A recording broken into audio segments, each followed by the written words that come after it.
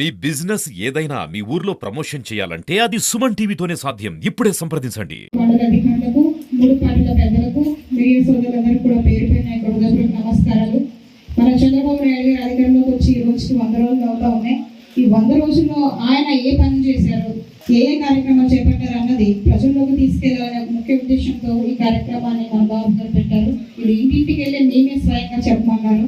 నిజంగా ఆయన 100 రోజుల్లో 100కు మించిన అభివృద్ధి కార్యక్రమాలు చేశారు. అవన్నీ కూడా మనకు తెలుసు.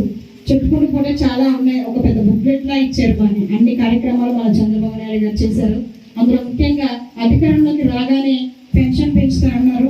అదేవిధంగానే మనకి 3,000 పెన్షన్ ని 4,000 చేశారు. జూన్ నెలలో 7,000 పెన్షన్ మన అందరికి ఇచ్చారు. ల్యాండ్ టైటిలింగ్ యాక్ట్ రద్దు. మన పట్టాల్లో జగన్మోహన్ రెడ్డి ఫోటో వేసుకొని రేపు పొద్దున మనం ఆఫీస్కి వెళ్ళినా సరే చెల్లకుండా చేసిన వ్యక్తి జగన్మోహన్ రెడ్డి. దాన్ని కూడా రద్దు చేసి ఎవరి పట్టాలు వాళ్ళకే ఉండాలి, ఎవరి పట్టాలో ఆ లబ్ధిదారుల ఫోటోలే ఉండాలనే ఒక ఉద్దేశంతో ల్యాండ్ టైటిలింగ్ యాక్ట్ కూడా రద్దు చేయడం జరిగింది. అదేవిధంగా ఉచిత ఇసుక విధానం, ఇంకా ఎవరైతే డ్వాక్రా మహిళలు ఉన్నారో వారందరికీ వడ్డీ లేని రుణాలు 5 లక్షల నుంచి 10 లక్షలకు పెంచారు. అన్న క్యాంటీన్ ఓపెన్ చేశారు. నిరుద్యోగులకి డిఎస్సి తీశారు. ప్రతి ప్రభుత్వ ఉద్యోగి కూడా ప్రతి నెల 1వ తారీఖే శాలరీస్ తీసుకునే విధంగా చేయడం జరిగింది. ఇంకా ఫ్రీ బస్ విధానాలు కూడా త్వరగా అమలు చేయబోతా ఉన్నారు. రేపు దీపావళికే దీపం పథకం కింద మొదటగా గ్యాస్ సిలిండర్లు కూడా ప్రతి ఒక్కరు ప్రవేశపెడతామని మన చంద్రబాబు నాయుడు గారు హామీ ఇచ్చారు. ఇలా చెప్పుకుంటూ పోతే చాలా చాలా సంక్షేమ పథకాలు, అభివృద్ధి కార్యక్రమాలు అనేవి మన చంద్రబాబు నాయుడు గారు చేయడం జరిగింది. ఇవన్నీ మీకు తెలియజేయడానికి ఉద్దేశంతో ఈ రోజు మీ దగ్గర రావడం జరిగింది. చాలా అవకతవకలు జరిగాయి. కంప్లీట్ అవ్వకుండానే బిల్స్ చేసేసుకొని పాపం లబ్ధిదారులకి నష్టం చేకూర్చారు.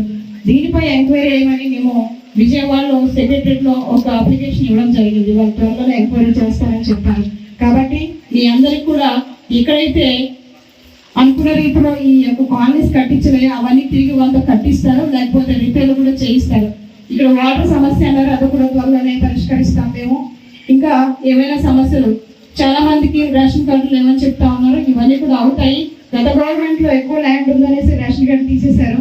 తద్వారా పెన్షన్ కోల్పోయాం, బియ్యం రావట్లేదు, రకరకాల సమస్యలు అనేవి దీనివల్ల జరుగుతూ ఉన్నాయి. ఇవన్నీ కూడా మేము అధిష్టానం దృష్టిలో పెట్టాం. తొందరలోనే దాన్ని కూడా పునరుద్ధరీకరిస్తారు. మీరందరూ కూడా సచివాలయాలకు వెళ్ళి మీకు ఎవరైతే రేషన్ కార్డు కోల్పోయారో వాళ్ళందరూ కూడా పేరు నమోదు చేసుకొని ఒక లిస్ట్ అనేది రెడీ చేస్తారు. మీరందరూ దాంట్లో పేరు నమోదు చేయించుకోండి.